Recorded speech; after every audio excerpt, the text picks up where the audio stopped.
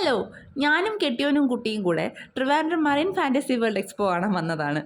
മീനുകളുടെ ഒരു വമ്പൻ ശേഖരണം. പല നിറത്തിലും പല രൂപത്തിലും പല ഭാവത്തിലും പലതരം മീനുകളാണ് അവിടെ ഉണ്ടായിരുന്നത്.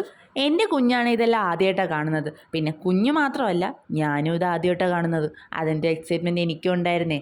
അവൾ ഭയങ്കര ഹാപ്പിയായിരുന്നു, ഞങ്ങളും ഹാപ്പിയാണ്. മീനുകളെ തൊട്ടു നോക്കുന്നു, അതിനോട് വർത്താനം പറയുന്നു, ടാറ്റ പറയുന്നു, ഫ്ലൈയിങ് കിസ് കൊടുക്കുന്നു. കിട്ടിയിരുന്നെങ്കിൽ അവൾ വീട്ടിൽ കൊണ്ടുവന്നേനെ.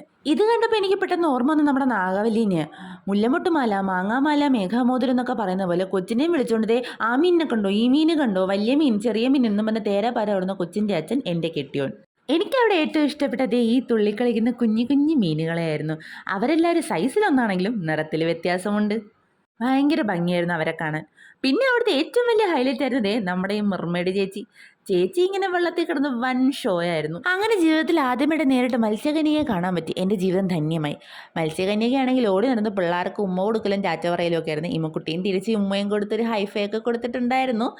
അപ്പോൾ ഇത്രയൊക്കെയുള്ള വിശേഷം. ടാറ്റാ.